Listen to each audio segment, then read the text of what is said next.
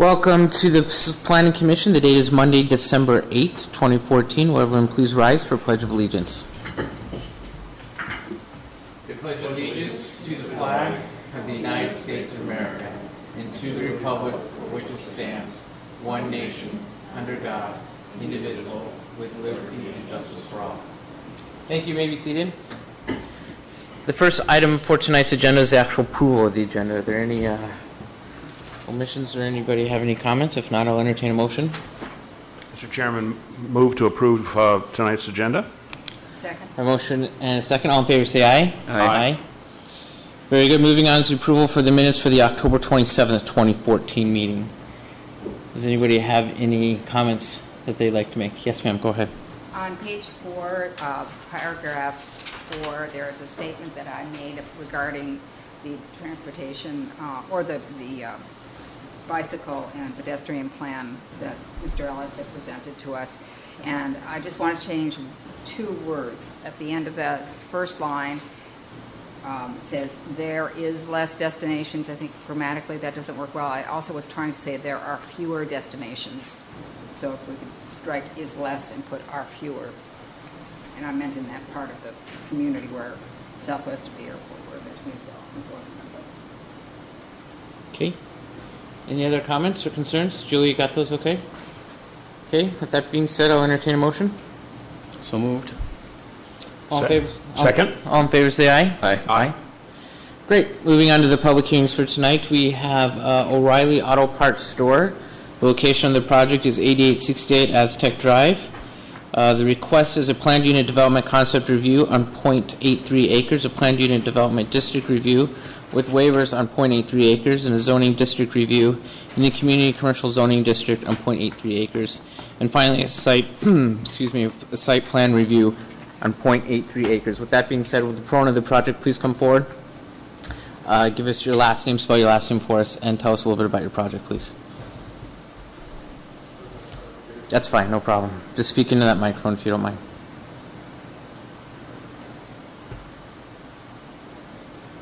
My name is Ben Potacek, P-T-A-C-E-K. Thank you. Tracy Borkert, B-O-R-C-H-A-R-D-T. Perfect. Go ahead, gentlemen. And we are with CM Architecture. And tonight we're presenting a project on behalf of O'Reilly Auto Parts, proposed for 8868 Aztec Drive.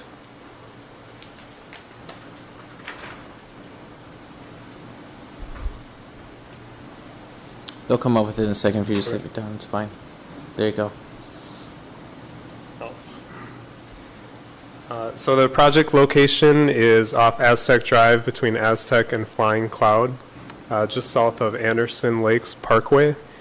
As mentioned, it's a community commercial zoning, and it's surrounded by other community commercial, office, and neighborhood community.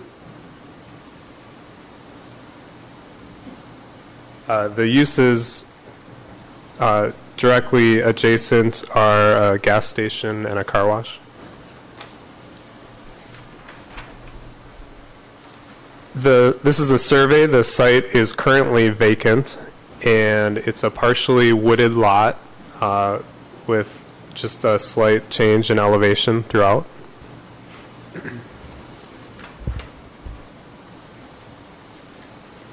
Our proposal is to have the building oriented toward Flying Cloud Drive with entrance drive off of Aztec Drive.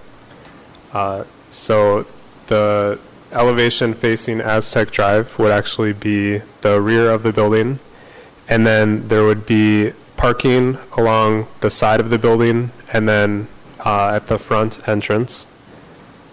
We are proposing landscape throughout the site. There is a loading area and trash and recycling enclosure at the rear of the building. As you see in the sightline diagram, we've included screening for both the enclosure and the loading area. There is a slight change in elevation there from Aztec Drive, which works to the advantage of the site. And then also we are proposing dense evergreen there to additionally screen these areas. On the other side at Flying Cloud, the vegetation, as you can see, will screen the parking area. And any rooftop equipment would also be screened by the roof pitches on the proposed building.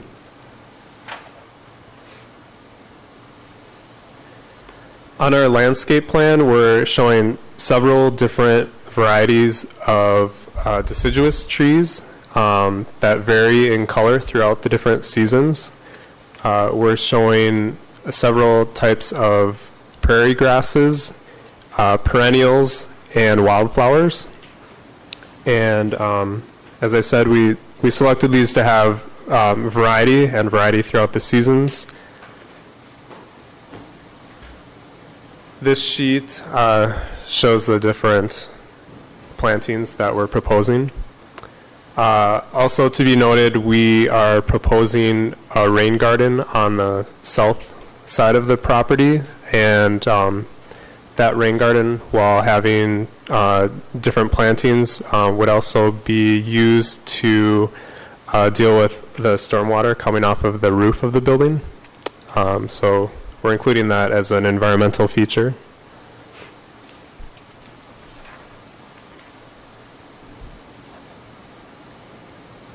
These are the elevations for all sides of the building.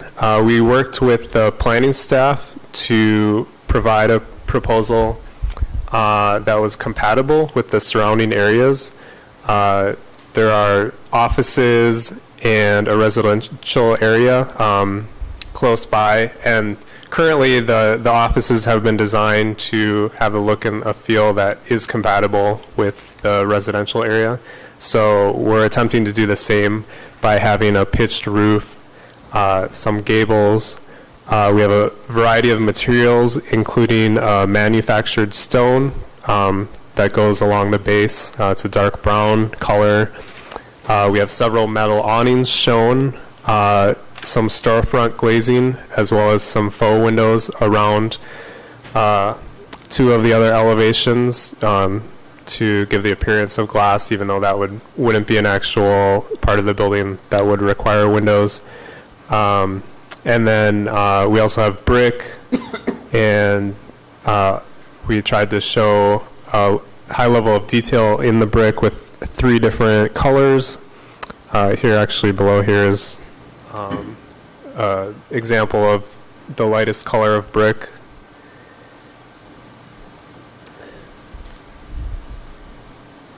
And then we also wanted to show a variety of depths around the building footprint. So there are pilasters around the perimeter that stick out from 6 inches to 2 feet from the base of the footprint to give a variety to each facade. We are requesting several waivers, and we believe these waivers to the PUD were necessary based on the limits of the size of this site. The first waiver we're proposing is to reduce the required parking from 37 spaces to 33. City code requires 5 stalls per every 1,000 square feet of gross floor area. We're at 7,343 square feet. So at this time we were only able to fit 33 spaces. We think that is ample for the O'Reilly Auto Parts use, and to make up for some of the lack of required parking, we added a bicycle rack for an alternative form of transportation. And also there is room for additional parking in the future at the loading area if there was a change of use on the site. The next waiver we're asking for is that the front yard setback for the recycling and trash area be reduced to 10 feet. City code requires 35 feet.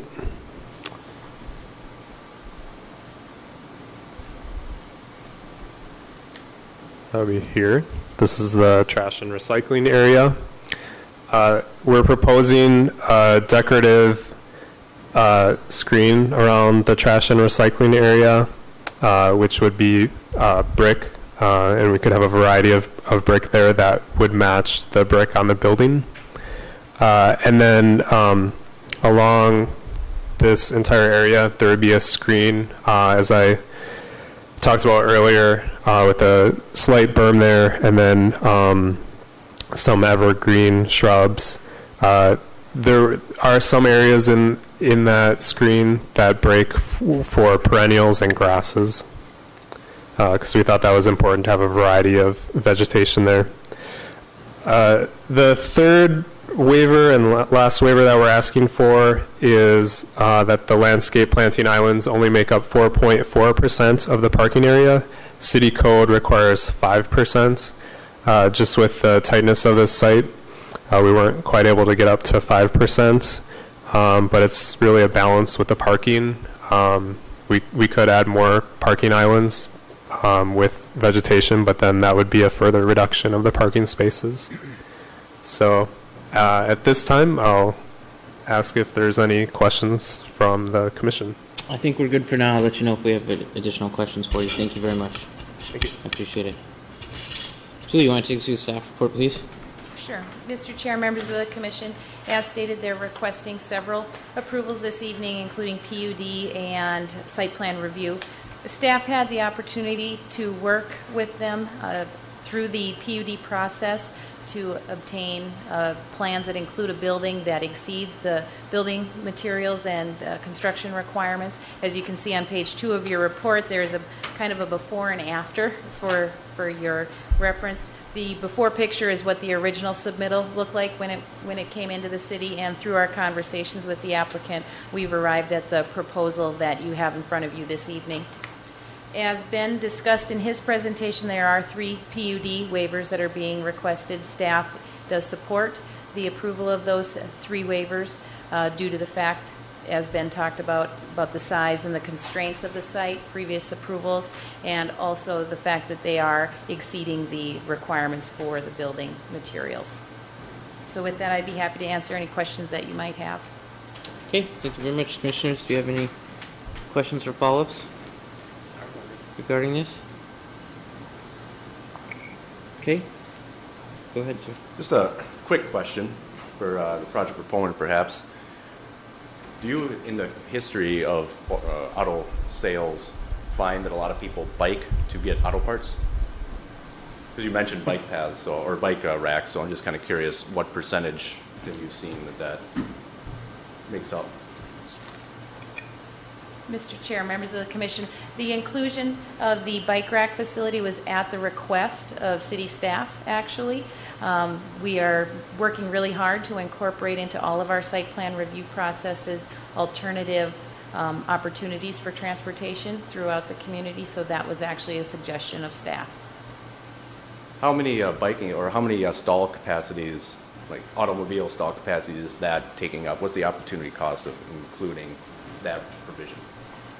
Mr. Chair, members of the Commission, I believe that the bike racks are being provided outside of the parking areas. They'd be provided more on the pedestrian areas, so it would not be in place of any of the automobile parking opportunities on the site.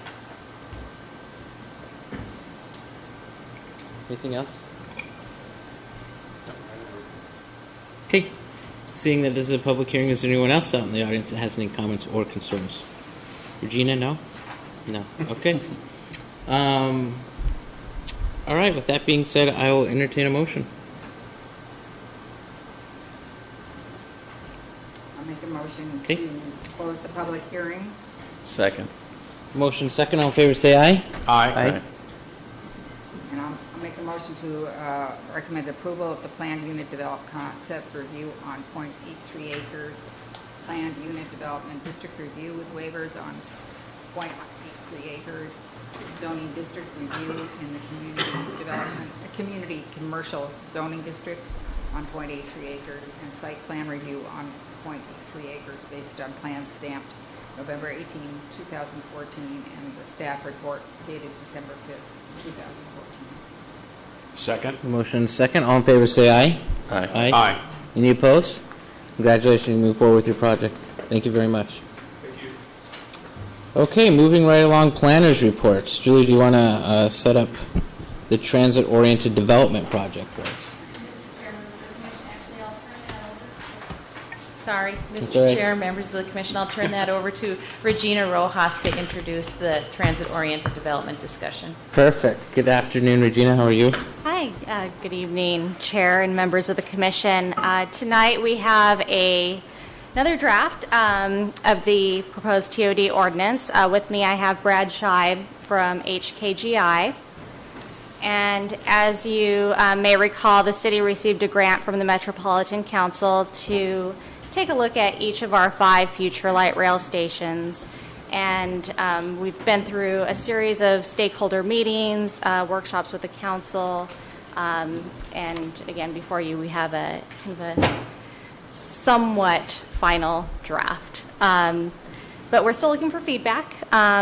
Just to remind you, this really follows along with the work that we've done in the past with our comprehensive plan. We've done a lot of work within our Golden Triangle area, as well as our major center area and town center. And then we've also highlighted each of the 5 future stations in our current comprehensive plan. This also builds upon the work that's currently being done, not only with the county, with their Hennepin County Community Works, but also with the Project Office, Metropolitan Council, and Metro Transit with their preliminary engineering, final engineering, and hopes for federal funding for that project.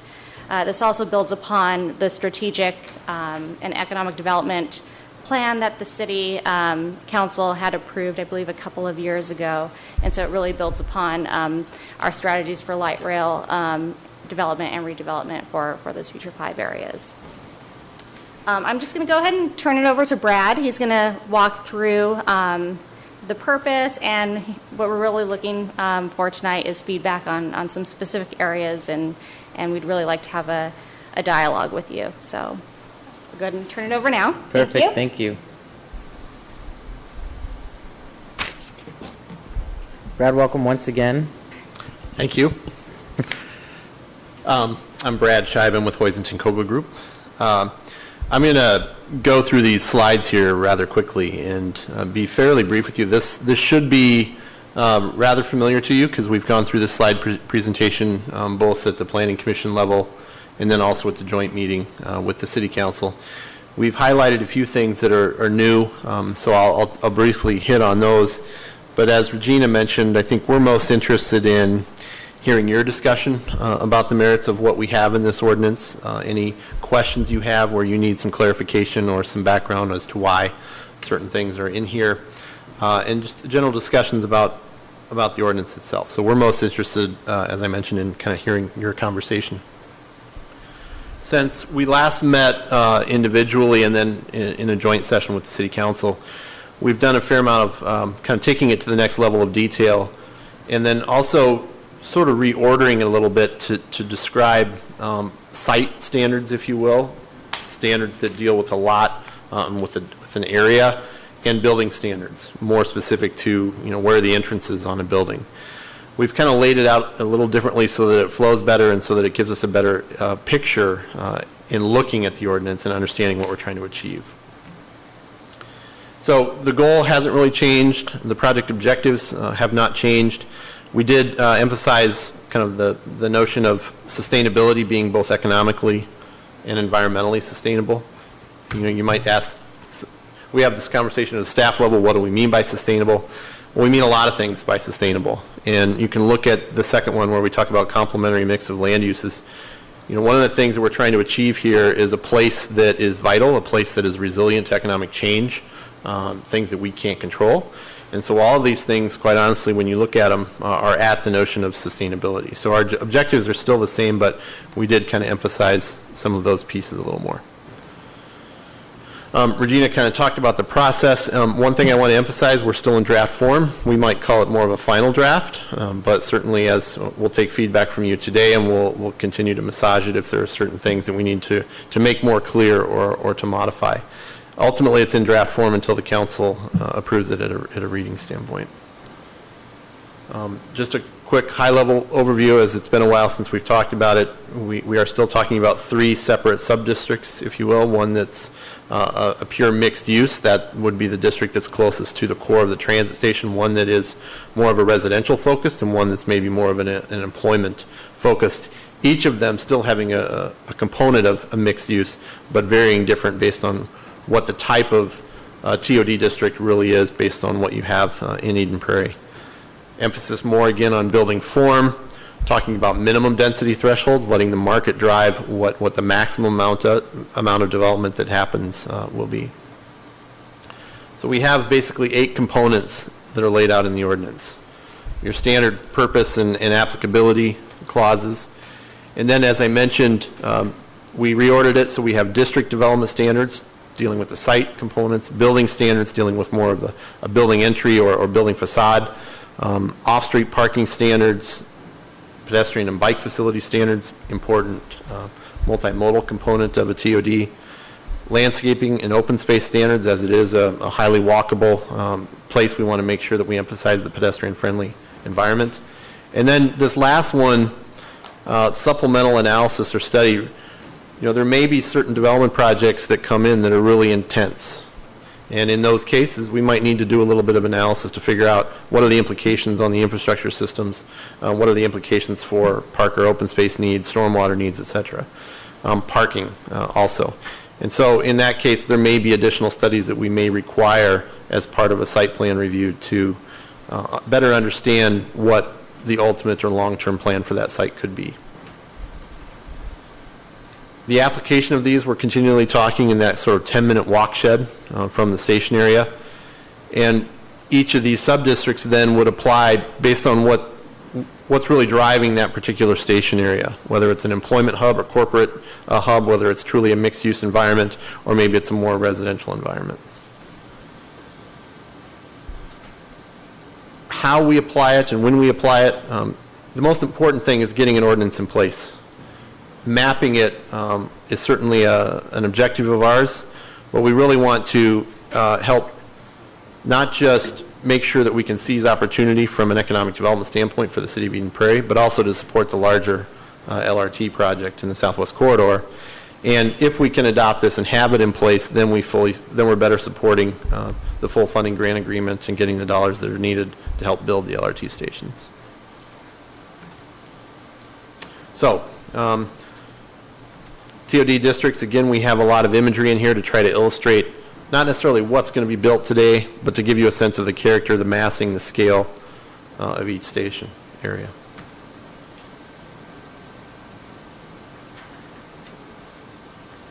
The building types, one of the things that has changed since we last talked about this, we had a section that talked about what building types would be permitted in each district, and we've kind of gone away from that. Now we're simply saying you might have a variety of different building types. Here's some examples of what we're trying to achieve in any of these TOD districts. So we're not necessarily saying you have to use building type A in the TOD-MU, but it still gives you an idea of the sense of scale, mass, and character that we're trying to achieve in each district. So then we get into the building standards. And here, we want to highlight again some of the reasons behind incorporating these standards is working towards that whole goal of sustainability. And I would add, you can use a lot of buzz terms there, resilience, vibrance, et cetera. How can you create a site that's going to evolve over time? One of the things that we've added in some of the building components is to be, for the mixed use areas where we talk about that ground level being 100% commercial space, as we said, it needs to be built so that it's commercial ready. And that then allows the marketplace to build the development project where maybe the retail demand is not there yet, but the space is built for a commercial space right off the chute. Therefore, it's easier to transition from a residential use that might be an interim use into that commercial space. The character, the form, the place-making aspect of it is there. So you'll see that component within the zoning code. One of the questions that we pose to you is regarding open space, and this diagram I think shows it. We have that box there that's labeled G, and that box is intended to represent a scale. It's intended to represent an area of open space. So each site needs to incorporate some level of green or open space. Now, we've talked about whether that needs to be at street level and publicly accessible, or could it be a rooftop garden, or something that's an amenity to the development project. It's not necessarily your park dedication standard, but it's meant to be a site enhancement for the open space. So the question that I would pose to you for a discussion dialogue is, does that need to be publicly accessible? Or can it be a rooftop garden that's really a site amenity? It's an open space, it's a green space. It can do a number of environmental things and doesn't have to be publicly accessible, but do we think that space or that standard in the code needs to be a publicly accessible space?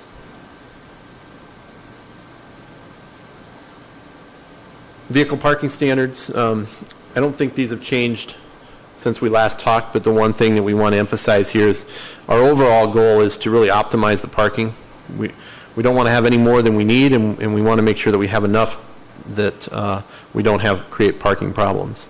But generally, in a TOD standpoint, your traditional minimum parking standards become your maximums. Now we're trying to accommodate less because we have transit, we have biking and walking facilities. Adding pedestrian and bike facilities. I was laughing about the auto thing too. And believe it or not, the first alternator that I bought, I rode my bike because my car wouldn't start. There you go. Yep. But I giggled too when they talked about it. It is an important thing to consider. Landscape. Brad, I'm sorry, I have one quick question. Yeah. I'm just wondering with the commissioners, is it better to, as we hit these questions, to ask about them instead of waiting till the end? Brad, do you care one way or the other? Or? You know, I'm almost done. Are you? Never mind. I'll leave you to it. Yeah, I was just going to hammer through this because you've seen a lot of these already, so I was really trying to just hit go right ahead. I'm sorry. The high spots. And then I just want to, so actually I am pretty much almost done. I am done. That was the last slide. So let me just highlight.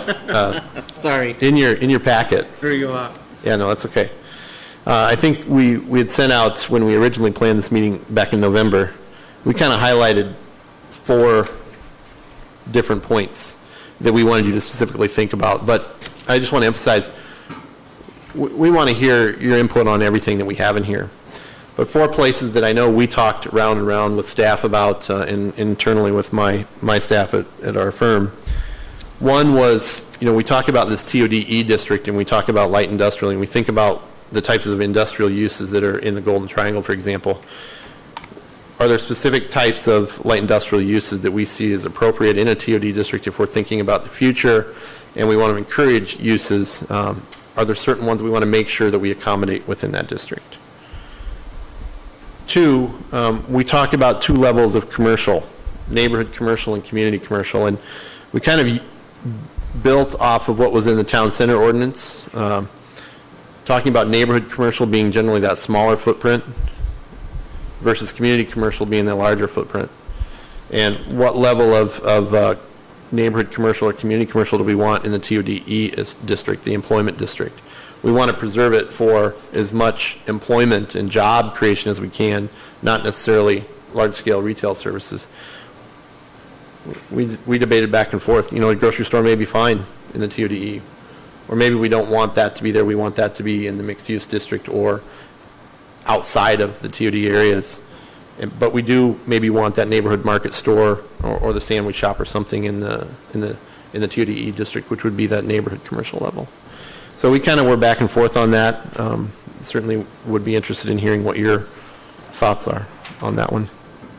Another one that we had was street level frontage transparency, and again we were working off of some precedents that we saw in other ordinances, and we were working off of what we talked about in the town center ordinance, and this idea of if you've got a building facade at a street level, what percentage of that needs to be transparent? I mean, glass where we can actually see in and there's an interaction with the space.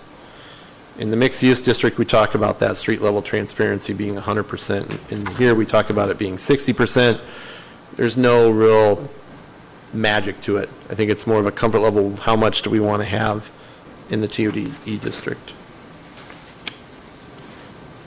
And then that last one I already talked about, and that's that open space standard. Does it need to be publicly accessible open space, or can it be something like a rooftop garden? Can it be a courtyard inside of an interior space of a of a residential building or apartment or condo building where you've got an interior courtyard that might be visible from the street but not prominent. So those are some things that we just thought we would throw out there as prompting a discussion, but I'm sure you guys have a number of other questions and comments. That's pretty much what I had to throw out there, and I'd be glad to entertain questions or discussion. Okay, Regina, do you have anything to follow up before we start our conversation?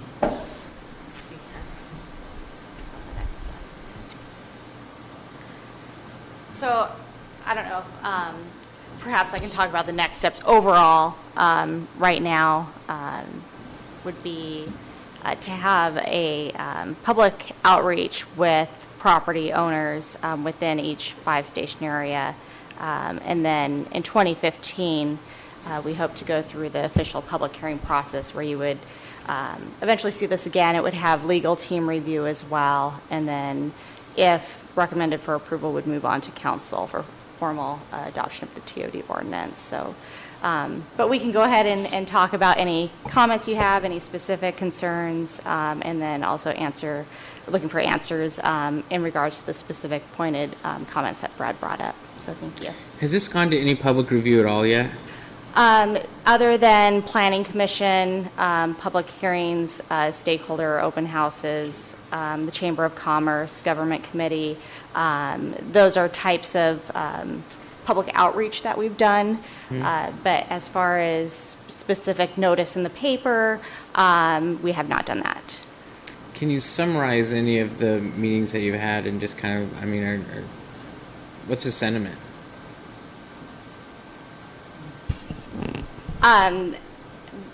We went to the Chamber Government Committee probably about 3 months ago, perhaps. It was July or August. Was it? Time's flying. Overall, pretty positive.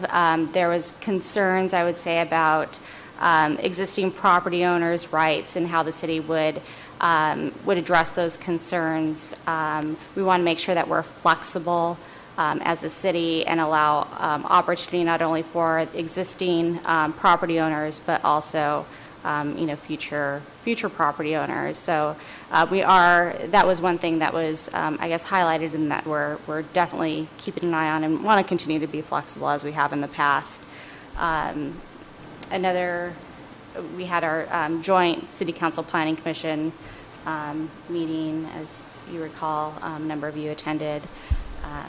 And then we had very early as a kickoff, we had an open invitation to all the commissions where we had attendance from our Historic Preservation Commission, Conservation Commission, Planning Commission, just for some overall feedback. I am taking this to our Conservation Commission tomorrow to get some feedback from the more environmentally sustainable and sustainability questions. So we're also adding that into our feedback to the consultant. Great. Okay. Thank you. So I would say if it's okay with everybody, just starting to go down the list at least for the first 4, and we'll have conversations and go a long way. Does that seem to work for everybody? Yeah, I have comments on different pages and then a couple overall comments, and I don't know what other people have done, so. Yeah, go ahead. I was going to say that I appreciate what the chair just offered as a way to start through it in any case, and then if Steve, you find there's some things that... Yeah, we'll hit it along the way and we'll go from there. Okay. So the first one there talks about the specific light industrial uses, and then it asks what kind of light industrial uses are desired or appropriate in this district, and other uses that should or should not be included in this list. So I could start that off. I just had 2 that I wrote down. One was research and development. And there I was really talking about corporate research and development. There are a fair number of those facilities, and generally they're pretty upscale and fit into a corporate environment. The only other category I had there was other retail. When I looked at the list, I didn't see that, and that could be miscellaneous retail, something like that. That's all I had there. Any comments about that? Anybody else? I do like the R&D side of things. I mean, because we're trying to promote a progressive nature in this new TOD standard district area, and then the R&D is just going to even accentuate that fact. So I do applaud that idea. My question, along the similar lines, they have manufacturing, and I just noticed that no individual tenant will occupy 10,000 square feet. Can you give us an example of a manufacturing facility that would be less than 10,000 square feet on a plant? Yeah, the 10,000 square feet is limited to neighborhood commercial retail, so we wouldn't limit a manufacturing plant to 10,000 square feet. Oh, okay. All right, so that's to the first point. All right, never mind. Right. The only comment I would add is that I appreciate both what the other two commissioners have just said. They sort of follow where I was trying to get and hadn't really gotten it formed in my mind, but my point being that this is forward-looking, and if so, we need to be, I think, flexible enough to look for the innovative opportunities that this type of sub-district may generate interest in, just simply because it's a new kind of venture, it's a new kind of environment. And I also think I'm probably, focused too much in the past, and so I tend to think of all these traditional light industrial uses, but I think really what we're needing to know that we're ready for is more of the innovative, or at least the ones that kind of generate new possibilities in this kind of a setting where we have light rail and a new employment prospect that might bring those together here where they wouldn't have years ago. So I don't know what exactly I'm looking at. Can't name it. I can only just sort of speculate. To Stephen's point on the retail, adding in retail, strangely enough, on the first paragraph on the TODE, it actually stipulates retail is allowed in the district. But we didn't itemize it in the permitted use matrix. That's what I think I saw, Yeah. Okay.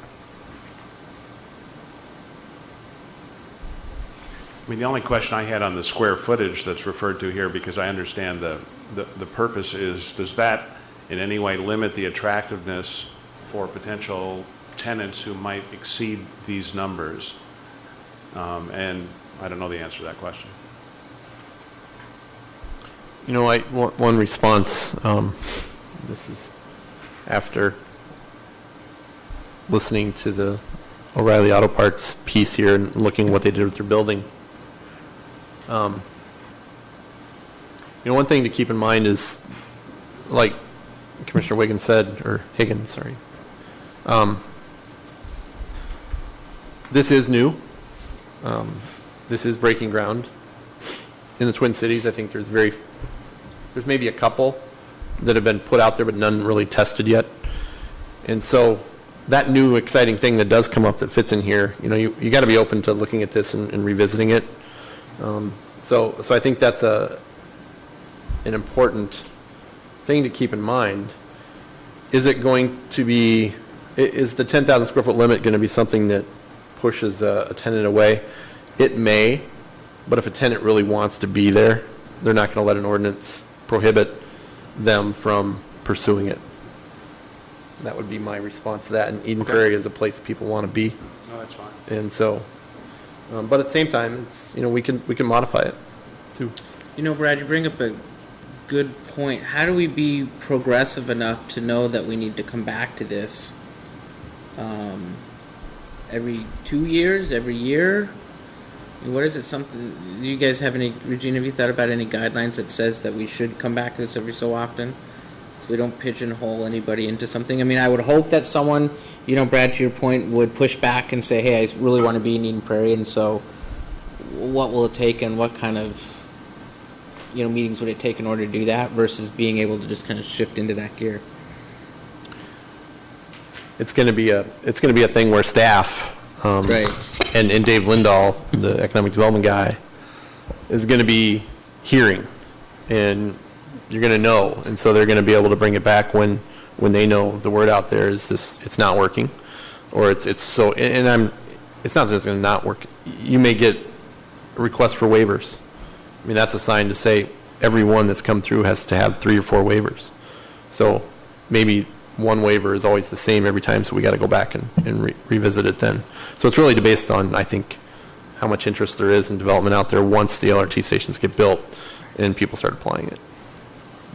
Mr. Chair, members of the commission, if I could step in. Please. Brad did a great job of identifying basically the process I think that would come into play with keeping an eye on this ordinance as well as any other code requirement that we have in place. Staff is continually watching for patterns of requests that identify issues within the current economy or within the current designs of what it is the policy members want to see happen on the ground. So if we're seeing recurring themes or getting routinely the same questions about this design standard or that design standard really doesn't work, we're going to take a harder and longer look at that and see if there's something better out there for us. Okay.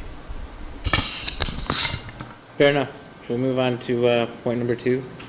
Before we exit that, one quick point to what we were just discussing. Interestingly so, that was something I was going to bring up in the 2015 work plan on not just this, but on overall, but I'll save that for that next conversation. But going on to number 2, I think you're going to go on to number 2? Yeah, go ahead. I guess we can discuss that now. My thoughts were on the neighborhood commercial and the community commercial, and the TODE is supposed to be the employment sector of our TOD district. And if we limit ourselves to neighborhood commercial, I don't see much community commercial actually in any of the TODE, MU, or R districts. If we limit ourselves to just the isolated bubble of neighborhood commercial stores or employment opportunities, we don't allow the influx of outside money and stimulus coming in from surrounding areas that, well, I guess we are the end of the line, so further in towards the tier 1 and in towards the center hub of Minneapolis, we don't allow for that opportunity of economic stimulus. And so I don't want to limit the availability of an increased base of employment opportunities just by keeping it neighborhood commercial, just by keeping it kind of a small little niche store. Okay. Comments around that? Well, maybe, just building on that point, I'm going to, just for a moment, jump to page 2 if I can, and the top of page 2, and then we'll come right back to where we were, because I think this comment bears on the points we've been discussing. When I look at the three TOD zoning districts, first of all, I thought the work overall was really well done. But I think it would be very useful to be more explicit with each of these 3 zoning districts as to what the objective, what is it we're trying to accomplish in each of the 3. So the descriptions we have now are more structural and refer to the kinds of buildings and things like that, and I think that's great. But my question is, could we add in here some more specific objectives as to what each of those corridors or rings is meant to accomplish? So here's a very brief example. One of the things I wrote down, maybe the closest in ring is meant to provide an attractive stopover for transit riders, thus increasing discretionary spending in the city of Eden Prairie. Now that may be a bad example, but I'm really looking for, and we may not want to be that explicit, but I'm really looking for a more of the commercial purpose or the city purpose for each of these 3 zoning districts. And if we could be fairly specific about that, then those objectives could be used to evaluate the structural specifics that we're recommending in each of the 3 areas. So that was one of my major comments. Brad or city staff, do you have a comment around that? Mr. Chair, members of the commission, after listening to the comments, the only thing I wanted to add is just a reminder that these TOD areas are intended to be only the 10-minute walk shed from the station. So certainly there may be opportunity for additional community commercial farther out in the major center area or in other areas beyond that 10-minute walk shed. So I just wanted to, it's been a while since we've talked about this one, so I just wanted to remind you of that. Okay. And with that, I'll just add, that's a good point to bring up. Within that 10-minute walk, these are pretty small areas. So they're not big areas that are going to accommodate, a big mass. And if we bring in large-scale retail, one of the reasons we didn't expand that retail is the nature of retail in and of itself is not going to survive off of transit itself. They're going to need lots of parking. And so that's one of the challenges we have with the retail piece. But is there anything that we need to stay aware of being the fact that we are at the end of the line as opposed to a mid-stop location? When we look at some of the criteria and some of the end game results that we're trying to achieve? I mean, we're at the end of the line. Yeah, So, I mean, yeah. you're only going to get the one direction or those that are coming in to get into town. Or those that wanted to get to the end of the line, but ours actually was the end of the line. Yeah. And I'll have to think about that a little more. The only thing that just jumps out at me is that as the end of the line, you've got a lot of people that want to park here and get on the ride. But I think that's the largest systematic solution with Metro Transit or the provider. It's a good question, though. Because we're a little bit different, right, than everybody else, in a way. At least until somebody gets the grand idea to keep going off into Laconia or whatever, yeah. right? And only one of your stations is the end of the line, right? Yeah. Well, let's put it into a microcosm then. Within Eden Prairie, how can we move people around in Eden Prairie and create a demand for those that are coming in from Metro Transit or Southwest Metro, coming into the Mitchell Road or the Technology Drive hub, or I guess the Mitchell Road hub too. How do we get them to move about in that 10-minute walk shed, or transit about in that 10-minute walk shed, and then what kind of offices and shops do we need to have in order to have that discretionary spending? And I'm not trying to get people to open up their wallets, but I think that's really the only real solution that we can have for a viable, sustainable economic side of the coin. Yeah, that's the sort of thing I was trying to get at. So I'm a rider on the train and I stop at one of your stations. Is there some purpose, as an example, in this closest in ring to attract me to stay a little longer, to sit at a coffee shop, to rest for a little while, potentially to see shops I might not see in my city, wherever I'm from, and so on? In other words, to create incremental business for the city of Eden Prairie. And if that is one of the purposes of the inner ring, what are the purposes of the outer rings or outer areas too? And to the degree it makes sense to be kind of commercially specific about that now, it can help guide whether or not you have larger commercial space or smaller commercial space and so on, I think. It begins to provide you, because these are nice descriptions on page 2, but they don't quite get at that, what would I call it, business or city-oriented or commercially-oriented set of goals. That might be something that could be driven through the commerce or the Chamber of Commerce, or business districts, when you start taking this in its draft form and saying, okay, well, what kind of needs do you guys have where it would be viable for you to put up your storefront here, or viable for you to have your shop or your manufacturing or your light industrial? What kind of stuff would reduce the risk of redevelopment by your partners in order to achieve our end game?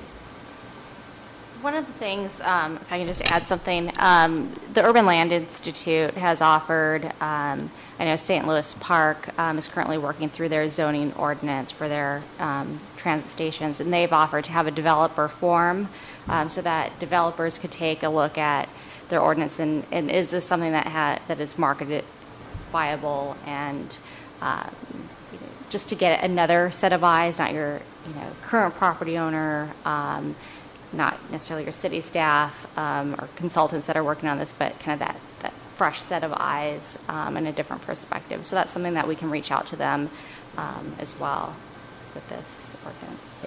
I think that would be truly beneficial to get the private sector side of it, because ultimately they're the ones that are going to be coming forward and spending a whole lot of cash investing in the redevelopment side of things. Once somebody decides that they don't want to be still grandfathered into the old districts, they want to redo their fronts, and whenever that.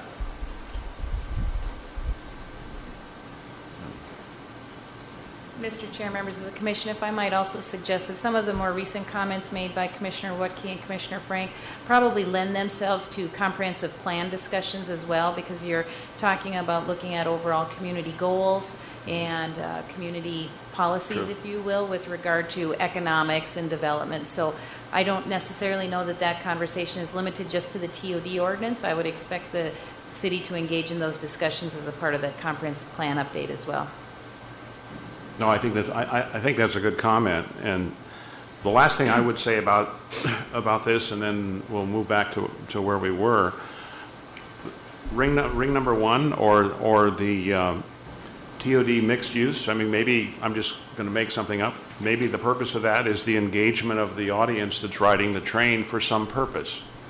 The second ring might be to provide easy access to mass transit and reduce automobile traffic in the city and so on. So you just get my drift. I agree with you.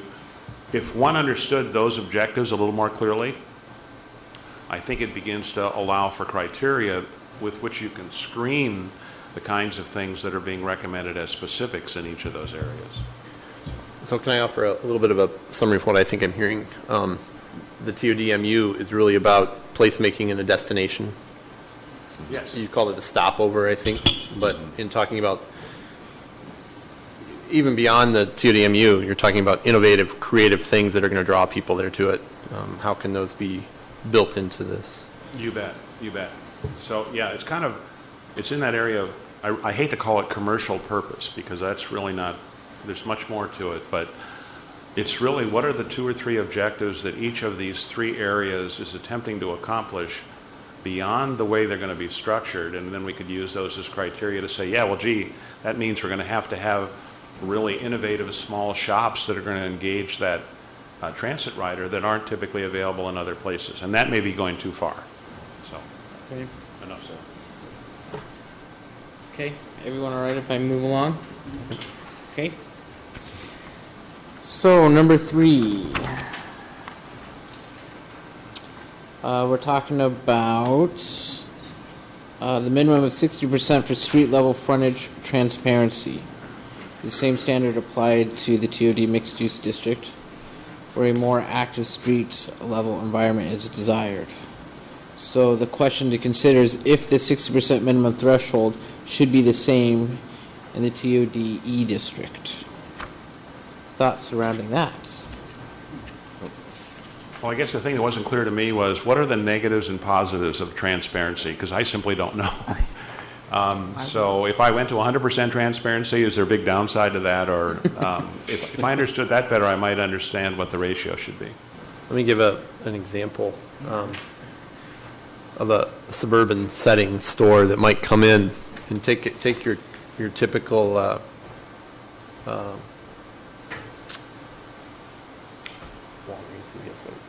pharmacy store. They'll want an entryway, but they don't want to have open windows into that space because that's where they're going to put a lot of product. They want to maximize the economic efficiency of the building.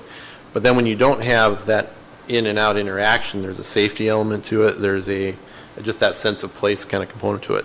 So what we're trying to get at there is someone walking on the street, creating a safe environment for them to walk on the street. A transparent frontage, you've got eyes there. There's just a better sense of safety to it. There's more appeal and intrigue that you're looking at things rather than a wall where there's nothing on the other side of it. So what we were trying to get at was creating that really strong pedestrian environment. We're not so sure that it's as critical in the TODE district. The precedents that we looked at, they kept that 60% there. So we just weren't sure that that was a critical thing, and that was why we threw it out there for discussion purposes. We do think it's important for the MU district, particularly because that's the highest area of foot traffic. But beyond that, it's maybe less. But it may be just as important if we're really talking about, that outer ring, maximizing the access to mass transit as an objective. Maybe we still want to keep that in there. So this street level frontage transparency at 60%, this would equate to 60% of the entire facade at 100% transparency glass or some other type of material? Yeah, I don't think we have 100%. I think I might have misspoke on that earlier. Well, looking at the on page 5, you talk about mixed use and non-residential building. Windows on street-facing ground level facades shall be 100% clear, and that was one of the questions I have. We're talking about 100% Yeah, that's clear that's glass. just windows. In other words, we don't want a window with a big billboard sign plastered in it. Talking about the percentage of the window itself, not the actual Frontage of the building. is it the glass itself? How much light the glass is letting in? You know what I mean? Is there any tint to the glass? Street-facing ground level facades.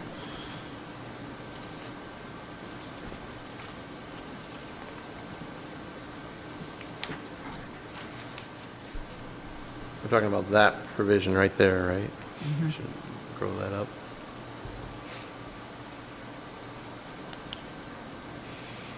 That provision, yeah. Windows on street-facing ground level facade shall be 100% clear windows.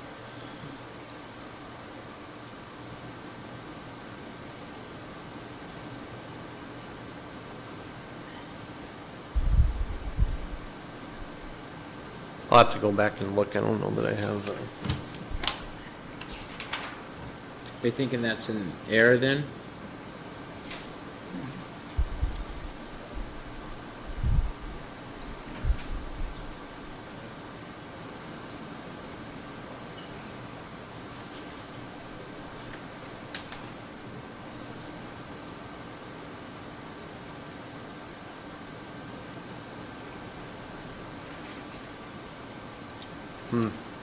I think what we're talking about here, if we look at these two, street level frontage transparency, that means 60% of the building facade needs to be either windows or the door that you can see through transparency.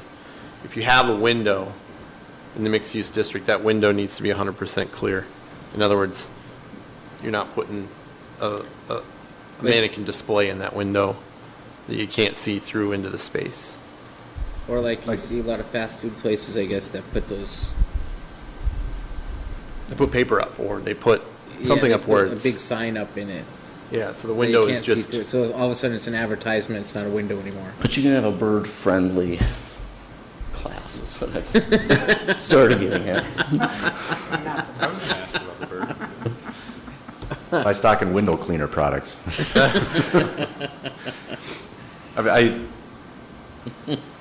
I mean, right now, if you walk down a street level, similar retail and office nature, you're going to see that they're going to be using that glass as a marketing tool. And if we say 100% clear, what are we really defining as 100% clear? Are we saying that 100% clear that is zero tint? Or is that 100% clear you cannot put anything within a certain level, certain depth inside the building from that? I mean, that it just seems kind of Let me intrusive. research it more. I don't know exactly I can't remember exactly what that clause was really about, whether it was the type of glass or other. So I need to look into it a little more. I applaud in having something there to keep from having whatever, soapstones or whatever, the glass paint, whatever that is that they use. Yeah. You just, It's an you advertisement. can't see anyway, so. Okay, so more to come on that one. Yeah. Okay. Everyone all right if I move on? So then, number 4 was open spaces. I'm trying to find the question here. Oh, does usable open space have to be publicly accessible? Oh, yeah. And I guess the comment was, roof gardens up on top of a building or inner courtyards in a building. What are your thoughts, commissioners, about that? I think that's a good question for what's the goal of the open space? Is it to have more, is it an environmental goal, or is it an aesthetic goal? Or are we? Yes. what do we want? Okay. I think that the green space being non-accessible is just fine, like a rooftop garden that's not accessible to the public. I would agree with that. I had said no, that it doesn't have to be accessible, but then the other thing it made me think about was this may be a case where we do need a ratio between accessible and non-accessible. In other words, we don't want it to go all the way to the far end where nothing is accessible in the way of public spaces. And I didn't see that here, so I didn't know if that might be something we would want to add at some level. Yeah, I mean, I think, I guess my comment would be I've seen buildings that have the internal open space, and it's really nice for the employees and for the people that frequent that building, but for the people outside, they don't even know it exists or have any benefit to it. So it's like, really, who is that open space benefiting? Is it benefiting the employees, which is great, and I applaud that, but if the idea is to be public, it's not really benefiting, I guess, the public that much. Would everyone agree with that? That's why I was just thinking that as long as there was some understanding of some minimum public access open space, that would help to protect that goal, which you mentioned I think is important. But that doesn't necessarily mean you couldn't also have private space that would benefit a more limited set of folks. The two, you could have both, is kind of what I was thinking. The question then becomes, do you want to set a ratio or do you not? In other words, they're not mutually exclusive, maybe is another way of putting it. Yeah. Are we setting a ratio as part of the aggregate, as like a more comprehensive approach, or are we wanting to kind of set it? I'm just kind of working off your idea, set a ratio on the individual projects themselves. The only thing, because my answer to 4 was no, that not all the space would have to be public accessible, but then I got to thinking, well, then there's a lot of value in public accessible open space, so we want to make sure that we still have a bunch of that, even though there may be private space. So whether we need to set a ratio between the two, maybe we don't, but we want to encourage both public and private space that benefit people, I would think. Mr. Chair, I would agree with what Commissioner Frank said at the end there, where we don't have a ratio, but we know that we're looking to the developer of any of the spaces to take a value that we would like to see some access, and if they can, then they will, or they will at least advise their client that is something to be thought through. And then if it doesn't happen, it is only, as you said earlier, the walk shed. It's the immediate area near the station, so we're not closing ourselves off from some other prospect of open space that isn't in this document at this stage. But I think it's a valuable conversation we're having. In any case, I had some experience in the city of Minneapolis when the new library downtown was built years ago, and they decided to put a green roof on that, but it was one of the first ones done. And I wanted immediately for all kinds of things to happen out there, and they went, we don't know how this is going to work. Give us a break. I was on the board. And so I backed away from kind of trying to assume that we could just challenge ourselves and have events out there, have other things going on functionally as part of the library activity, and just try to go with some of the energy saving features and some of the sustainability that was available by putting in the kind of roof we did, which was a limited kind of thing, and it was quite some time ago. But it's still one of those questions about developers that we were talking about earlier. Reaction might be good to get something back on this issue from some of them. Mm-hmm. I agree. So any other comments about open spaces? I didn't see anywhere that there was courtyard defined. Are you lumping that into square, like an interior courtyard? Or a plaza. Or plaza? Because an interior courtyard plaza is an open space available for public use. An interior courtyard with the side yard setbacks and the back and the rear yard setbacks and the alleyway that has been kind of defined earlier in the set of standards. I don't know how there would be access or safe, easy access by the public, or if they would even know of it. And I'm not sure if, kind of like say in the inner ring, the MU, the TOD-MU area, residents who are above that commercial office lower floors are going to want to stare down at the general public in their courtyard. I am hard-pressed to believe that having public available open space that is not already established or predefined, that would be an overarching, probably a ComGuide plan talk again, or a town center area talk by staff and by the council and this commission.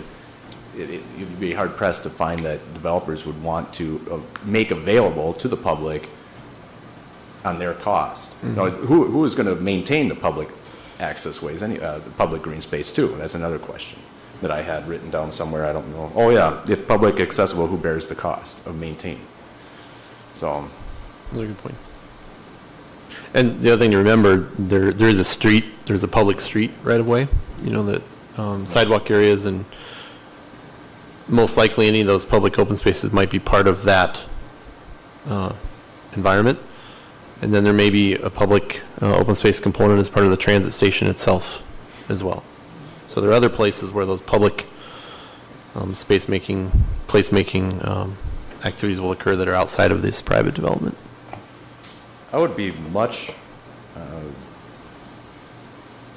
happier to redefine it from green to something else. There's a lot of green out there. There's seeing a lot of green in my sleep, and everywhere I read in land development and stuff like that, and not all of it's sustainable. It's kind of this trendy thing that's coming out of the coast, and I'd rather it be redefined to something other than green. And the reason I say is because blue space is also an amenity. And the prairie grasses that the project proponent tonight had, a lot of those I've used in shoreline restoration projects around town, and so I applaud them for that. But they're not going to, they're differing colors, so it's not just green, and a lot of them are not going to be in a wet area or in a dry area. It's kind of this intermix. So I'd rather it be not green.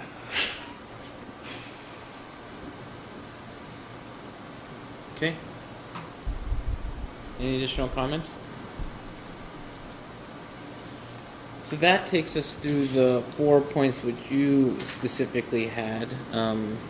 The only other thing is, just before that, is that on page 1, there were just a couple. Yep. Did I miss something? Please, go ahead. Just a minute. Yeah, A couple, please. they're relatively Please. small. This is the page that got me thinking about the objectives, because there's some very good thinking that went into this, I think, and a lot of the points, the purposes here.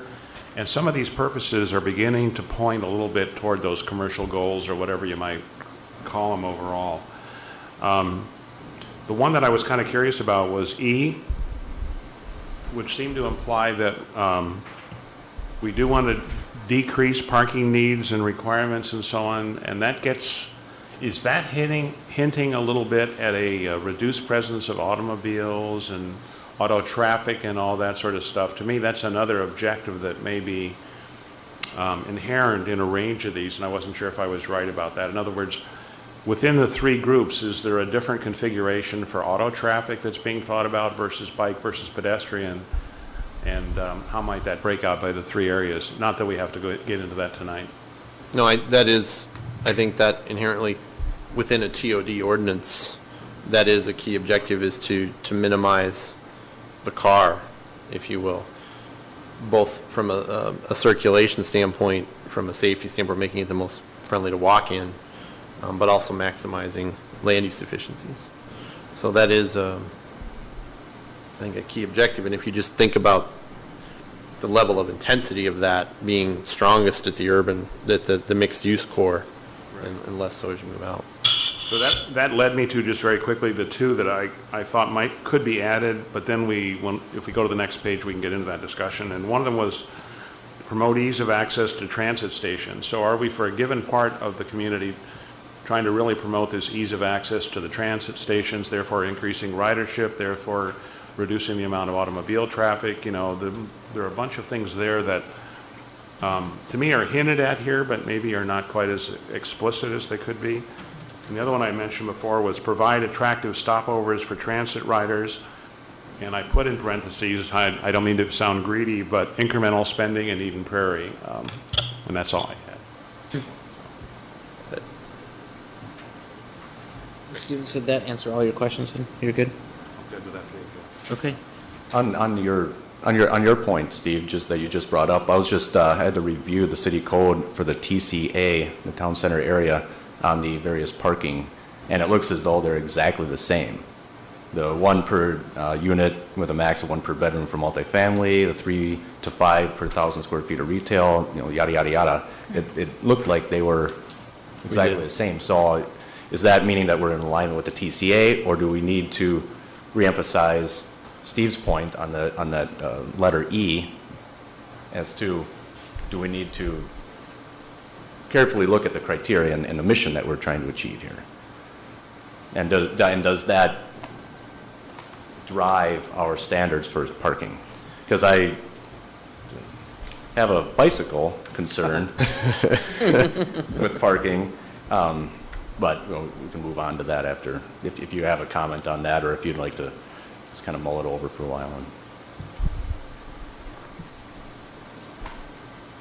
Hold on one second. Let me just look at something.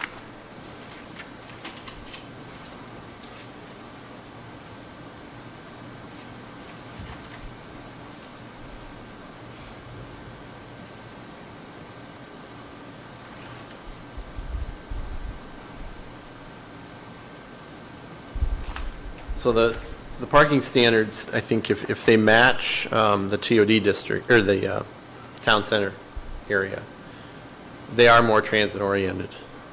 So our intent was to move towards that transit-oriented development standard. We could probably move further and push the envelope a little bit further. I think we just stopped there because we had the precedent in the town center area. But that's certainly something we could talk more about. Mm-hmm. They looked eerily familiar. What's that? The numbers looked eerily familiar. That's why I had to look them up. No, we did use a lot of what we used in the town center areas as kind of starting points, and some places we pushed further, some places we didn't. I mean, another phrase that might be relevant to kind of what we're talking about is, it seems to me that in these three different areas we're trying, but we haven't directly mentioned them, but we're trying to cause behavioral differences with people. And so buildings and all kinds of things, maybe that's an overstatement, but it's another angle to think about it versus, say, commercial purpose or something. And is the behavior that we're looking for, well, I guess the question is that correct, that we're trying to at least modestly influence behavior within the three different types of districts to the benefit of the city of Eden Prairie? And that, I guess that's just something to think about. And per what Julie had said, it could go as well toward our overall city plan, but maybe behavior or commercial purpose, those are some different angles to think about what objectives might be for these three areas. Yeah, I would just characterize it as we're trying to enable it to happen easier than to force it to happen or cause it to happen. But yeah, I think generally, yeah. To me, that works very well. I don't know. That's a good point. Commissioner Higgins, did you have any follow-up questions that you wanted to ask? No, I'm reasonably comfortable that we're moving along in the way we need to. And there's an awful lot out there that feels very different about this approach than anything I've been ever involved with. So it feels like I'm just getting started. Okay. Okay. Anybody else? Just one last thing. Yes. Subdivision 6, the on-street pedestrian and bike facility standards, I think that needs to be looked at through the lens of our winter survival up here in the northern states, because I see secured bike lockers anchored to the ground on hard surface. That's not conducive to efficient salt and snow maintenance upon the sidewalks and snow removal of what is already zero setbacks and a very claustrophobic environment, trying to fit a lot into a little space.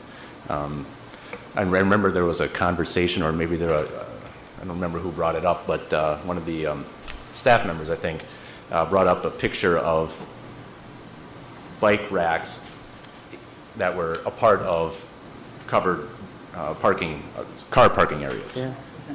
High-rise lockers, bike lockers. And so the discussion from there kind of went in this direction of, well, can we have a dual-purpose bike locker? Can it be during the summertime in certain months, kind of like how they do at the Minnesota Ride or whatever it's called? Can we have a bike rack facility that is easily dismantled, stored in a very small space, and then converted for winter use into, I don't know, handicapped accessible or other stalls or something? So, and then that would be the same thing for on street or on the sidewalk on the facade right at the front entrance areas. We don't want to have them anchored to the ground. So I think this bike area, especially with the new bike standards street thing that came upon us last month, might use some tweaking. So it's a good start. Okay. Commissioners, anything else we need to add before we move on? Brad, Regina, did you guys get the answers that you needed? Conversation was good? We did, thank you. Okay. If there's any additional follow-up too. Chair, if Yes, there's ma'am. any additional comments, questions, follow-up that you think of after tonight's meeting, feel free to email myself or Julie or give us a call. Sounds good. Thank you. Thank you very much. Thank you very much. Thanks, Ben. Julie, back to you. 2015 work plan. Mr. Chair, members of the commission, staff has prepared for your review and comment a draft of a 2015 work plan. I understand historically in the past, the Planning Commission has not necessarily developed a work plan, but rather worked as a reaction to the land use applications and other initiatives that were before you, warranting your input. Given the upcoming comprehensive plan update and all of the initiatives that will move forward as a part of LRT process, staff is suggesting that a work plan be prepared identifying issues that the commission feels you'd like some additional review or education on when we have the occurrence where we have a meeting agenda that is either very light or no land use applications ready for your review. So as you can see, staff has provided a list of ideas to be reviewed by quarter throughout the 2015 year. As I said, the intent is that those items would come forward when agendas are either light or not bearing any land use applications, so there would be some fluid movement depending on what land use applications submittals look like. So at this point, staff would like any feedback that you have, if these are indicative of the type of things you'd like to look at, or if you have other ideas of things that you as a commission would like to gain further information or input on. Yes, sir. I would say that thank you for putting forward a work plan. I don't think we've ever seen something like this as long as I've been here. We've always just kind of been looking at, like you said, the project proponents and kind of taking the language of the ordinance and our charter statement to heart. And the things that are written down here, I think, are a lot of the topics that are written down so far for 2015 are a lot of the topics that we've kind of indirectly discussed during our TOD ordinance review or draft ordinance review process that happened tonight. So I think we're right along the lines of what we need to do. The one thing that I would probably add, and we can have discussion on this if anybody else has any opinions, is kind of related to our earlier topic conversation, and it sounds as though staff does this on an internal basis already, but maybe challenge staff to present kind of a précis or allow staff to present us a précis of the types of ordinances that are outdated or the types of ordinances that are historically needing of waivers or variances or things that need to be updated to the times of trying to stay on the cutting edge of the technological advances and the building type advances and the building materials, things like that. Because I remember there was a garage sale ordinance that came across our desk in 2009. I'm not sure if it actually got implemented or not, and if there's been a lot of complaints or if there's been a lot of reasons to have that. I remember council, I think, reading the minutes on that. If I recall, they actually kind of questioned whether or not they need a garage sale ordinance as well. So things like that to see, do we need all these ordinances? Is there a lot of overlap? Is there things that need to be amended, kind of thing, not just on an internal basis, which it sounds like you already do, just kind of keep us abreast of that.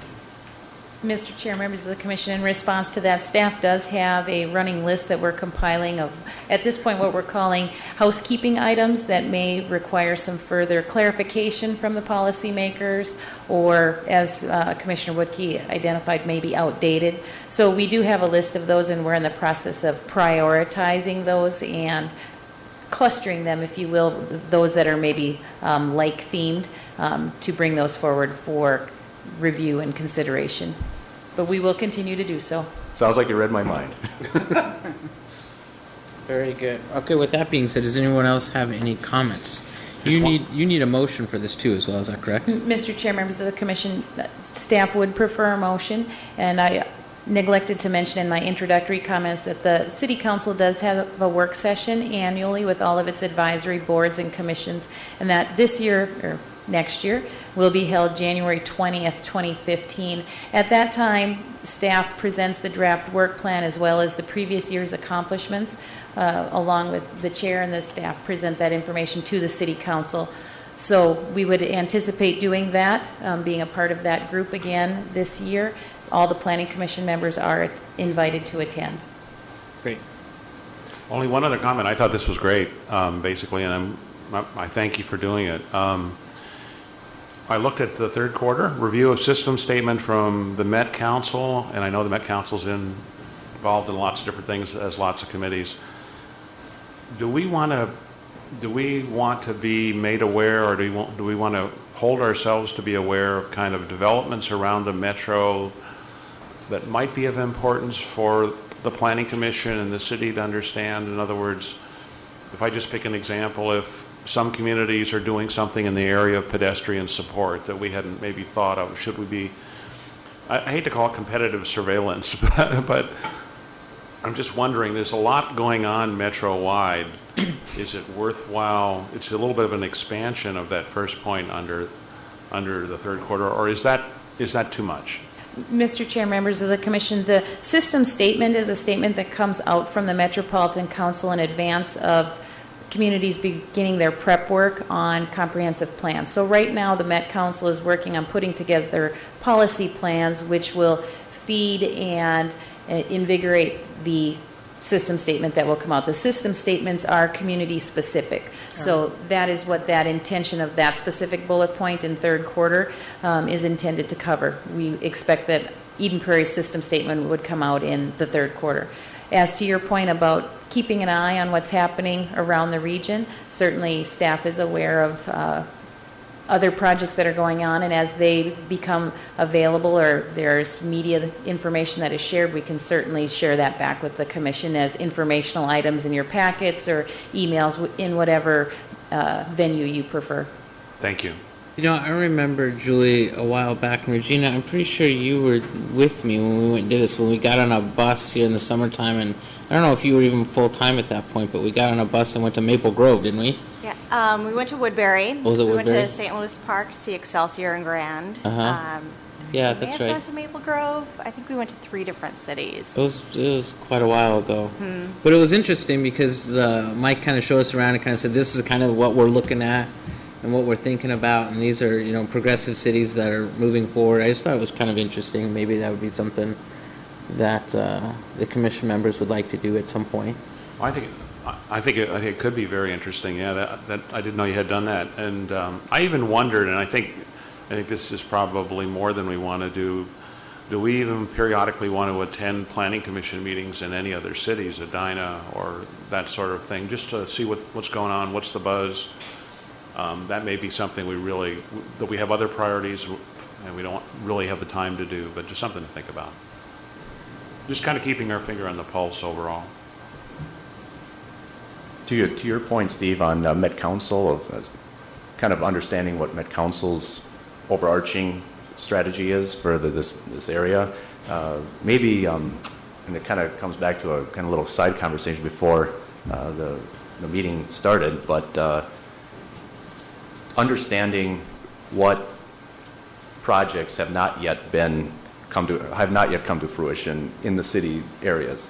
I mean, we've got developments that are, I mean, there's one, I think that comes in the packet here, the Lions Tap. I'm not sure. I don't know if they have gotten and received their Met Council approval for their expansion. So, you know, things like that. I don't know if it needs to be a discussion point that we need to actually discuss, but just kind of, you know, maybe it's one sheet of paper or something like that, that we can kind of understand, okay, this is done, this is not, you know, we might see this again in a year or something like that.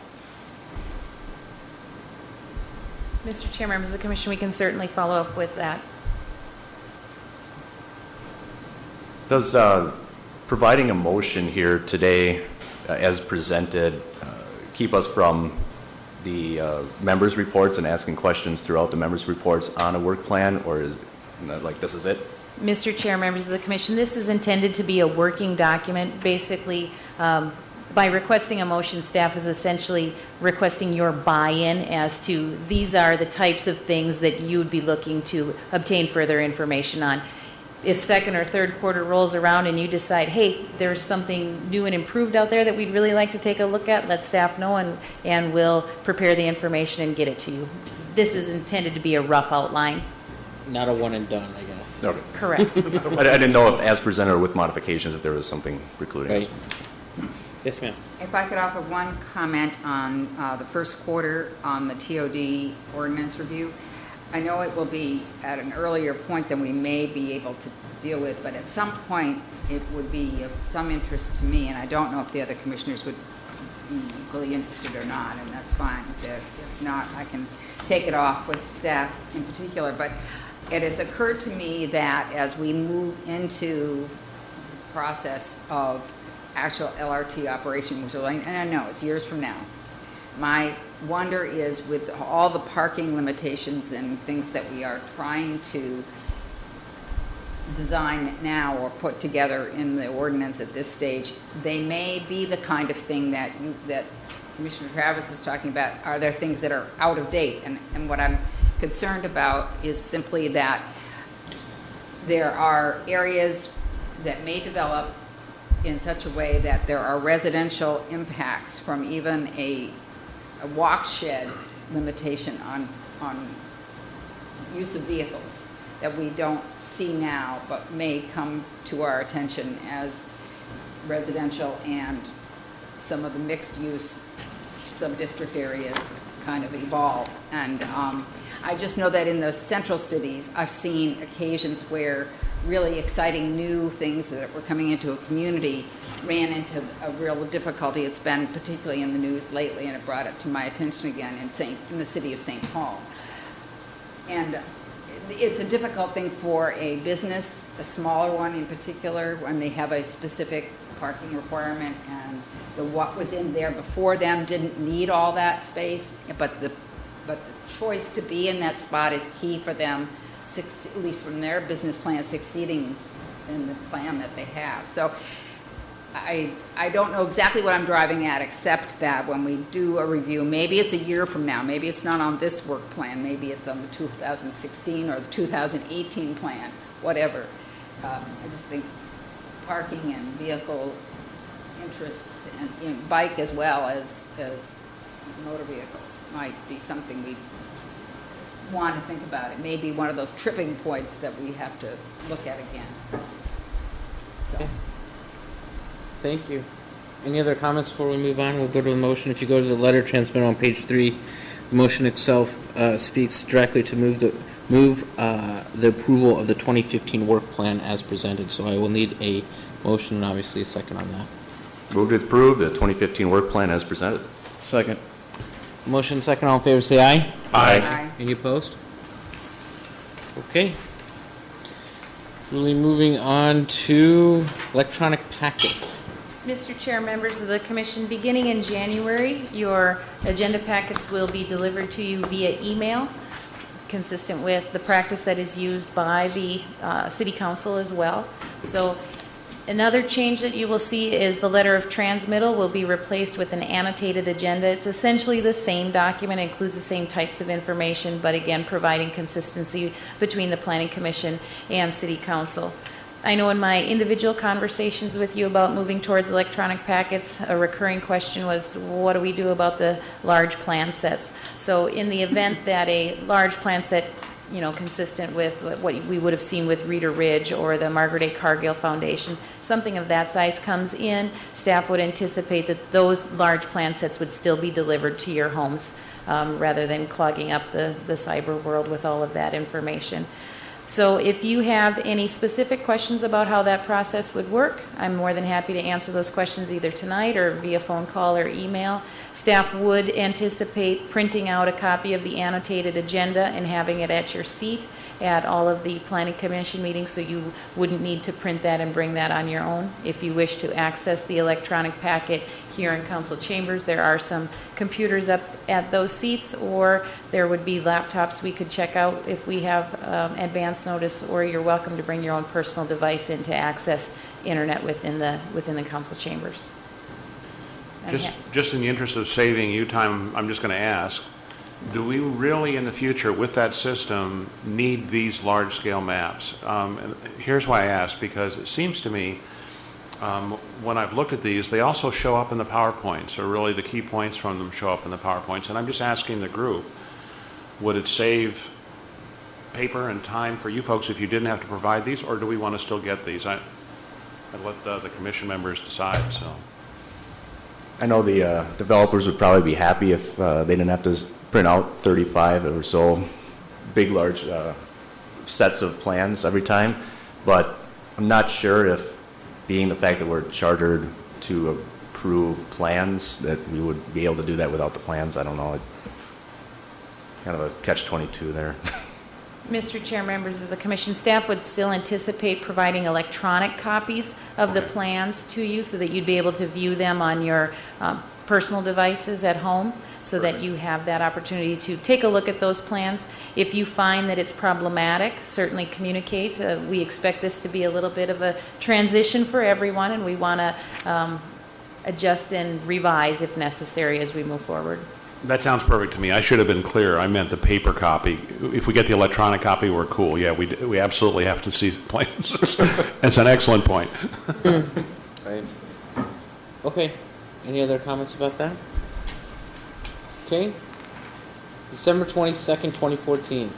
Mr. Chair, members of the commission, there will not be a planning commission meeting that evening. Excellent. Happy holidays to everybody. Okay. Anything else, Julie, from your perspective for the planners report? No, thank you.